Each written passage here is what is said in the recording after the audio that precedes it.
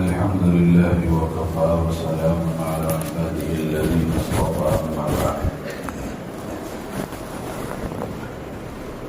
فأعوذ بالله من الشيطان الرجيم بسم الله الرحمن الرحيم لن ينال الله لحومها ولا دماؤها ولكن يناله التقوى منكم صدق الله مولانا العظيم وقال النبي صلى الله عليه وسلم زينوا أعيادكم بالتكبير أو كما قال عليه الصلاة والسلام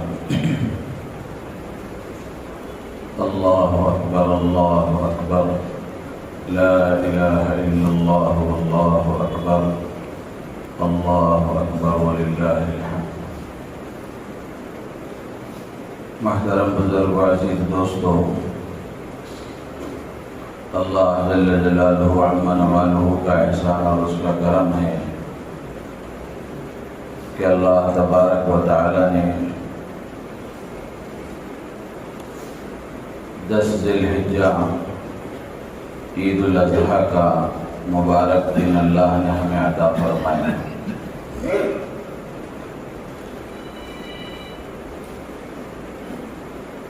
اللہ تبارک و تعالی نے ایمان والوں کو 2 عیدیں عطا فرمائی ہیں. ایک عید الفطر ہے اور ایک عید الاضحیٰ ہے. رسول اللہ صلی اللہ علیہ وسلم جب ہجرت کر کے مدینہ منورہ تشریف لائے تو آپ نے وہاں مدینے والوں کو دیکھا کہ وہ 2 دن اپنا تہوار مناتے ہیں، خوشی مناتے ہیں، کھیل کود کا اہتمام کرتے ہیں. تو آپ نے مدینے والوں سے پوچھا ما ھذان الیومان، کہ یہ 2 دن تم خوشی مناتے ہو، تہوار مناتے ہو، ان کی کیا حقیقت ہے؟ تو انہوں نے کہا کہ زمانے جاہلیت سے ہم اسی طرح مناتے آ رہے ہیں. تو اللہ کے نبی علیہ السلام نے فرمایا کہ اللہ نے ان 2 دنوں کے بدلے میں اس سے بہتر 2 دن خوشی کے اللہ نے ہمیں عطا فرمائے. ایک عید الفطر ہے اور ایک عید الاضحیٰ ہے. ہر مذہب میں ہر قوم کے ماننے والوں کے لیے خوشی کے ایام ہوتے ہیں، خوشی کے موقع ہوتے ہیں. کسی کی خوشی کسی اپنے قوم کے رہنما کی ولادت سے متعلق ہوتی ہے، اور کسی قوم کی خوشی کا دن کسی کی وفات پر ہوتا ہے. یعنی وہ قوم کے لوگ اپنے قوم کے کسی رہنما کے دنیا سے جانے کو خوشی کا دن مناتے ہیں، یا پھر اس کی پیدائش کے دن کو خوشی کا دن مناتے ہیں. تو ہر ایک کی حقیقتیں اور ہر ایک کی وجوہات الگ الگ ہیں. اللہ نے ہمیں جو خوشی کا موقع عطا فرمایا ہے، ہماری یہ خوشی عبادت کے ساتھ متعلق ہے. رمضان میں عید الفطر، رمضان کے فوراً بعد عید الفطر آتی ہے. رمضان میں ہم روزہ رکھتے ہیں. روزے کی عبادت کی تکمیل پر اللہ تعالی عید الفطر کا خوشی کا موقع عطا فرماتے ہیں. اور پھر عید الاضحیٰ کے موقع پر آج قربانی ہم کریں گے. اسی طرح حج کی عبادت مکمل ہوتی ہے. تو اس کے بعد اللہ تعالیٰ نے یہ خوشی کا موقع ہمیں عطا فرمایا ہے، اور عید الاضحیٰ کی خوشی کا موقع اللہ تعالیٰ نے ہمیں دیا ہے. تو ہماری خوشیاں بھی اللہ کی عبادت کے ساتھ وابستہ ہیں. تو اس سے معلوم ہوتا ہے کہ آدمی خوشی میں ہو یا غم میں ہو، موقع خوشی کا ہو یا غم کا ہو، اللہ کے حکم کو چھوڑ کر زندگی نہیں گزار سکتا، بلکہ ہر حال میں اللہ کے حکم کا پابند بن کر اس کو زندگی گزارنا چاہیے. اسی میں اس کی بھلائی ہے، اسی میں اس کی دنیا اور آخرت کی نجات ہے۔ تو اس طرح یہ دو عیدیں اللہ تعالیٰ نے ہمیں عطا فرمائی، اور یہیں سے عید کی ابتدا ہوئی اور عید کی نمازوں کی ابتدا ہوئی۔ مشہور مورخ ہیں علامہ ابن جریر طبری رحمۃ اللہ علیہ، انہوں نے لکھا ہے کہ سن 2 ہجری میں سب سے پہلے رسول اللہ صلی اللہ علیہ وسلم نے حضرات صحابہ کرام رضوان اللہ تعالی علیہم اجمعین کو عید کی نماز پڑھائی۔ تو یہ عیدین کی حقیقت ہے اور عیدین کی نماز کے ہم پر واجب ہونے کی وجوہات ہیں۔ تو عید کی نماز کس وقت میں ادا کرنا چاہیے؟ علماء نے لکھا ہے کہ سورج طلوع ہونے کے بعد 1 نیزے کے بقدر بلند ہونے کے بعد سے عید کی نماز کا وقت شروع ہوتا ہے، زوال تک رہتا ہے۔ تو اس درمیان میں عید کی نماز ادا کرنے کا وقت ہے۔ لیکن عید الفطر کے معاملے میں علماء نے لکھا ہے کہ اول وقت سے تھوڑا تاخیر کر کے پڑھنا مستحب ہے، لیکن عید الاضحیٰ کے معاملے میں اول وقت میں عید الاضحیٰ ادا کرنا مستحب ہے۔ اللہ کے نبی علیہ السلام نے عمرو بن حزم رضی اللہ تعالیٰ عنہ کے نام خط لکھا تھا۔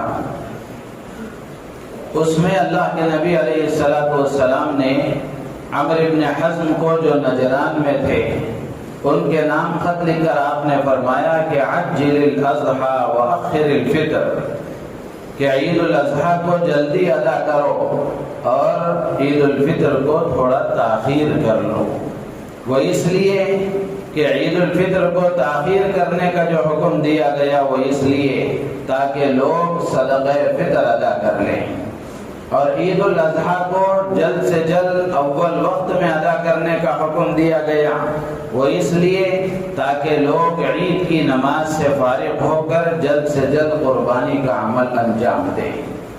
تو اس لیے عید الاضحیٰ کی نماز اشراق کے فوراً بعد پڑھی جائے، یہ مستحب ہے۔ تیسری بات ہے کہ عید کی نماز اصل سنت یہ ہے کہ عیدگاہ میں ادا کی جائے۔ سال میں 2 عیدیں ہوتی ہیں اور ان دونوں عیدوں کو عیدگاہ میں ادا کرنا سنت ہے، لیکن ہمارے یہاں کے عیدگاہوں کا حال یہ ہے کہ جس وقت میں ہم قربانی کے عمل سے فارغ ہو کر ناشتہ کر رہے ہوتے ہیں اس وقت میں وہاں عید کی نماز کا انتظام ہوتا ہے۔ اگر عیدگاہوں میں اول وقت میں عید الاضحیٰ کی نماز کا انتظام ہو جائے تو پھر کسی مسجد میں عید کی نماز کے انتظام کی ضرورت نہیں ہوگی۔ تو چونکہ ہمارے یہاں اس کا ماحول نہیں ہے اور عید الاضحیٰ کی نماز اول وقت میں پڑھانے کا انتظام نہیں ہے، تو اس کی وجہ سے مجبوراً مسجدوں میں عید کی نماز کا انتظام کیا جاتا ہے، ورنہ تو عیدگاہ میں ادا کرنا عید کی نماز اصل سنت ہے۔ تو چونکہ عید کی نماز عید الاضحیٰ کی بالخصوص اول وقت میں ادا کرنا مستحب ہے، تو اس لیے ماشاءاللہ اس وقت میں ہم جو عید کی نماز ادا کریں گے بالکل اول وقت میں مستحب وقت میں ادا کریں گے۔ اللہ تعالی ہمارے لیے اس عید کو خوشی کا موقع بنائے اور اس عید کو اللہ تعالی ہمارے لیے حقیقی خوشیوں کا ذریعہ بنائے۔ عید الاضحیٰ کے موقع پر کرنے کے کام کیا ہیں، اس سے متعلق علماء نے لکھا ہے کہ عید الاضحیٰ کے دن تکبیرات کا زیادہ سے زیادہ اہتمام کیا جائے۔ اللہ اکبر اللہ اکبر، لا الہ الا اللہ واللہ اکبر، اللہ اکبر وللہ الحمد، اللہ کی بڑائی کا زیادہ سے زیادہ اپنی زبان پر ورد رکھا جائے اور زبان پر اللہ کی بڑائی کو جاری رکھا جائے۔ اللہ کے نبی علیہ السلام نے فرمایا زینوا اعیادکم بالتکبیر، کہ اپنی عیدوں کو اللہ کی بڑائی کے نغموں کے ذریعے سے مزین کیا کرو۔ اللہ کی بڑائی کا اعلان کیا کرو اور تکبیر کا اہتمام کر کے اپنی عیدوں کو خوبصورت بناؤ، زینت بخشو۔ تو عید الفطر کے مقابلے میں عید الاضحیٰ میں زیادہ سے زیادہ اس کا اہتمام کرنا چاہیے۔ اسی لیے مسنون اور مستحب ہے کہ آدمی عید کی نماز کو جاتے وقت میں عید الاضحیٰ کے موقع پر زور سے تکبیر کہتا ہوا جائے، زور سے تکبیر کہتا ہوا جائے۔ تو اس لیے آج کے دن میں اور یہ ایام تشریق کے جو دن ہیں یہ ویسے تکبیرات کے اہتمام کے دن ہیں۔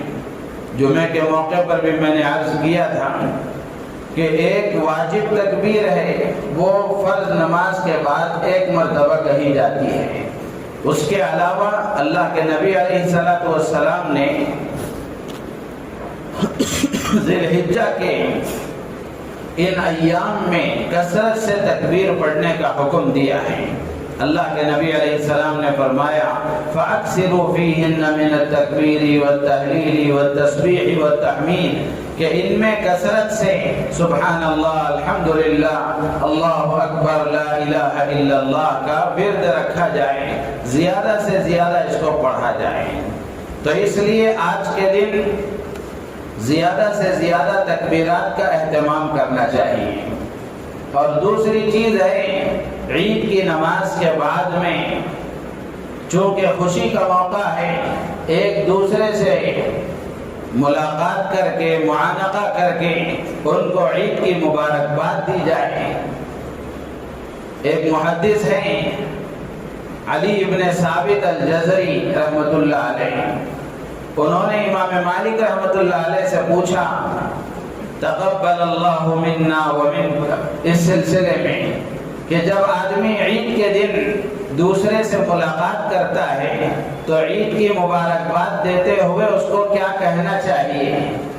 تو رواج اسی چیز کا ہے کہ تقبل اللہ منا ومنک، اس طرح کہے کہ اللہ ہماری اور تمہاری دونوں کی عبادتوں کو قبول فرمائے۔ تو محدث علی ابن ثابت جزری رحمۃ اللہ علیہ نے امام مالک رحمۃ اللہ علیہ سے پوچھا کہ یہ جو عید کے موقع پر لوگ ایک دوسرے سے ملتے ہیں، خوشی کا اظہار کرتے ہیں اور عید کی مبارکباد دیتے ہیں، اس کے لیے یہ جملہ تقبل اللہ منا ومنک استعمال کرتے ہیں، اس سلسلے میں آپ کیا فرماتے ہیں؟ تو امام مالک رحمۃ اللہ علیہ نے فرمایا کہ ہمارے یہاں مدینے میں لوگ ہمیشہ ایسا ہی کہتے آ رہے ہیں اور اس میں ہم کچھ حرج نہیں سمجھتے ہیں۔ تو یہ دوسرا کام ہے کہ عید کا موقع ہے، خوشی کا موقع ہے، اس موقع پر خوشیوں کو تقسیم کیا جائے، خوشیوں کا لین دین کیا جائے کہ آدمی ایک دوسرے کو عید کی مبارکباد دے، ان سے ملاقات کرے، مصافحہ کرے، معانقہ کرے اور عید کی مبارکباد دے۔ اس کے لیے یہ جملہ تقبل اللہ منا ومنک کہ اللہ ہماری اور تمہاری عبادتوں کو قبول فرمائے، تو اس طرح دعائیہ جملے کا بھی اہتمام کریں۔ اور اس کے بعد عید کی نماز کے ادا کرنے کے بعد میں ہم اپنی قربانی کا عمل انجام دیں گے، جانور ذبح کریں گے۔ تو اس موقع پر سب سے اہم اور ضروری بات یہ ہے کہ ہم صفائی اور ستھرائی کا خیال رکھیں۔ اسلام صفائی اور ستھرائی کی تعلیم دیتا ہے، بے سلیقگی اسلام نہیں سکھاتا۔ اسلام سلیقے کا مذہب ہے، صفائی اور ستھرائی اللہ کو پسند ہے۔ ان اللہ نظیف یحب النظافۃ، اللہ تعالیٰ خود بھی پاک و صاف ہیں اور اللہ تبارک و تعالیٰ پاکی صفائی کو پسند کرتے ہیں۔ ہم جو جانور ذبح کر رہے ہیں، قربانی کا عمل کر رہے ہیں، یہ قربانی یہ ہمارا کوئی شوق نہیں ہے جو ہم پورا کر رہے ہیں، بلکہ یہ قربانی عبادت ہے، اللہ کی رضا کے لیے ہم یہ کام کر رہے ہیں۔ تو اس میں صفائی ستھرائی کا خیال رکھنا چاہیے، ہماری عبادت سے کسی کو تکلیف نہیں ہونا چاہیے، اس لیے کہ حدیث میں اللہ کے نبی علیہ السلام نے فرمایا کہ ایمان والے کے ہاتھ سے، اس کی زبان سے کسی کو تکلیف نہیں پہنچتی۔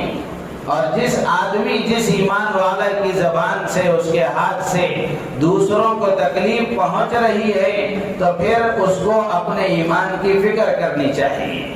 اللہ کے نبی نے فرمایا المسلم من سلم المسلمون من لسانہ و یدہ، یہ مسلمان کی پہچان بیان فرمائی گئی۔ اللہ کے نبی علیہ السلام نے مسلمان کی پہچان بیان کرتے ہوئے فرمایا کہ مسلمان وہ ہے جس کے ہاتھ سے اس کی زبان سے کسی دوسرے مسلمان کو تکلیف نہ پہنچے۔ تو اس لیے ہم اپنی عبادت کو انجام دے رہے ہیں تو صفائی ستھرائی کا خیال رکھیں۔ اپنے گھر کے سامنے کر رہے ہیں، گلی میں کر رہے ہیں، جہاں بھی ہم جانور ذبح کر رہے ہیں باقی صفائی کا خاص خیال رکھیں۔ ذبح کرنے سے پہلے بھی، ذبح کرنے کے بعد بھی پوری طریقے سے پاک و صاف کر دیں اس جگہ کو، اور ہماری عبادت کے ذریعے سے نہ اڑوس پڑوس والوں کو تکلیف ہو، نہ گلی والوں کو تکلیف ہو، اس کا بطور خاص اہتمام کیا جائے۔ ورنہ ہم دیکھتے ہیں کہ بہت سارے لوگ جانور ذبح کر دیتے ہیں، خون ویسا کا ویسا پڑا ہوا ہے، پوری طرح صفائی نہیں ہوئی، یا پھر اس کے بعد میں جانور کی جو زائد چیزیں جو فضلات ہوتی ہیں ان کو لے جا کر ادھر ادھر پھینک دیا، یا پھر گھر کے باہر ادھر ادھر ہی ڈال دیا، تو یہ چیزیں یہ مسلمان کی شان کے لائق نہیں ہیں۔ صفائی ستھرائی کا خاص خیال رکھیں، اور یہ ذہن میں رکھیں کہ ہم مسلمان ہیں اور یہ قربانی ہم عبادت ہے، عبادت سمجھ کر کر رہے ہیں، تو ہماری عبادت کے ذریعے سے کسی کو تکلیف پہنچے یہ بالکل مسلمان کی شان کے لائق نہیں ہے۔ تو اس لیے اس کا خاص خیال رکھیں کہ جانور ذبح کرتے وقت میں، ذبح کرنے کے بعد میں پوری طریقے سے صفائی کا لحاظ ہو، اور کسی طریقے سے بھی ہمارے اس عمل سے کسی کو تکلیف نہ پہنچے اور کسی کو انگلی اٹھا کر دکھانے کا موقع نہ ملے، اس کا ہم خاص خیال رکھیں۔ اور اسی کے ساتھ ساتھ اس موقع پر کل جمعے کے دن بہت ساری باتیں قربانی سے متعلق میں نے آپ کے سامنے عرض کی تھی۔ ایک بات یہ ہے کہ آدمی جس پر قربانی واجب ہے وہ اپنی طرف سے قربانی کر رہا ہے، اسی طرح لوگ اپنے مرحومین کی طرف سے قربانی کرتے ہیں۔ خاندان کے افراد میں سے کسی کا انتقال ہو گیا تو ان کی طرف سے بھی قربانی کرتے ہیں، تو قربانی کرنا چاہیے۔ اگر ہم ان کے نام سے قربانی کریں گے تو اس کا ثواب ان کو پہنچے گا، ان کی طرف سے یہ نفلی قربانی ہوگی۔ لیکن بہت سارے لوگ ایسے موقع پر کہتے ہیں اور یہ بات عام کرتے ہیں کہ میت کی طرف سے قربانی کرنا، یہ اس کی وجہ سے میت کو اس کا ثواب نہیں پہنچتا، مرحومین کی طرف سے قربانی کی گنجائش نہیں ہے، یہ بات صحیح نہیں ہے۔ اس لیے کہ اللہ کے نبی علیہ السلام نے حضرت علی رضی اللہ تعالیٰ عنہ کو وصیت فرمائی تھی کہ علی میرے دنیا سے جانے کے بعد جب تک تم دنیا میں رہو میری طرف سے قربانی کرتے رہنا۔ تو اس سے معلوم ہوا کہ آدمی اگر اپنے مرحوم کے لیے اپنے مرحومین کی طرف سے قربانی کرے گا تو اس کو قربانی کا ثواب پہنچتا ہے اور ان کی طرف سے قربانی کرنے کی گنجائش ہے۔ ایسے موقع پر ہمارے استاد محترم حضرت امیر شریعت مفتی اشرف علی صاحب رحمۃ اللہ علیہ کا وہ جملہ یاد آتا ہے کہ مرحومین کو ثواب پہنچانے سے متعلق جو کچھ لوگوں کا نظریہ یہ ہے کہ آدمی دنیا سے چلا گیا تو معاملہ ختم ہو گیا، اگر کوئی آدمی اس کی طرف سے کوئی عمل کر کے اس کو ثواب پہنچانا چاہے تو ثواب نہیں پہنچتا۔ تو حضرت ایسے موقع پر فرماتے تھے کہ آپ ان سے یہ کہیے کہ ہمارے مردوں کو ثواب پہنچتا ہے، ہم پہنچا لیں گے، آپ کے مردوں کو نہیں پہنچتا تو وہ بیچارے محروم ہیں، کیا کریں گے؟ تو اس لیے اللہ کے نبی علیہ السلام نے حضرت علی کو وصیت فرمائی تھی اور سلف صالحین میں، اولیاء کاملین میں آج بھی اللہ کے نیک بندوں میں یہ معمول ہے کہ وہ اپنے خاندان کے جو مرحوم دنیا سے رخصت ہو گئے ان کے نام سے بھی وہ قربانی کرتے ہیں، ان کو اس کا ثواب پہنچاتے ہیں۔ تو اس طرح کرنے سے ان کو اس کا ثواب پہنچتا ہے، اس لیے ان کی طرف سے قربانی کرنا یہ صحیح ہے، اس کی گنجائش ہے۔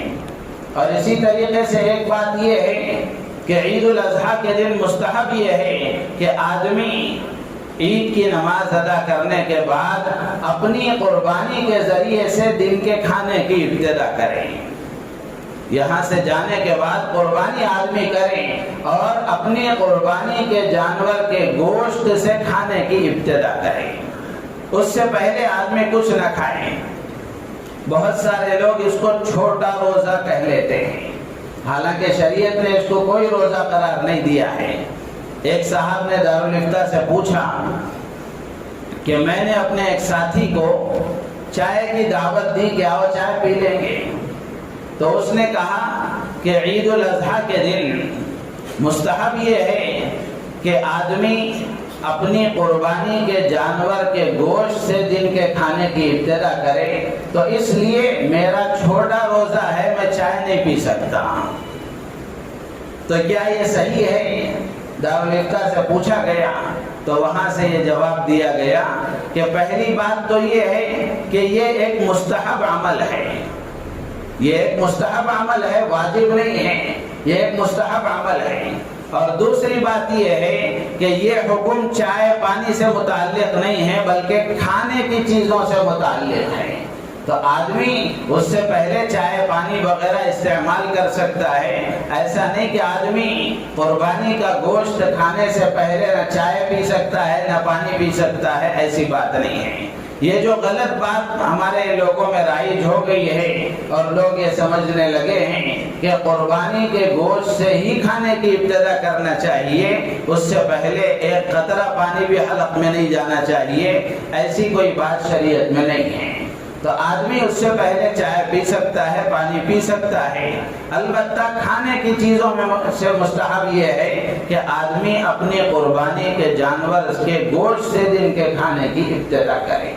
اللہ تعالیٰ سے دعا ہے اللہ تعالیٰ اس عید کو ہمارے لیے بابرکت بنائے، دنیا اور آخرت میں اللہ تعالیٰ نجات کا اس کو ذریعہ بنائے۔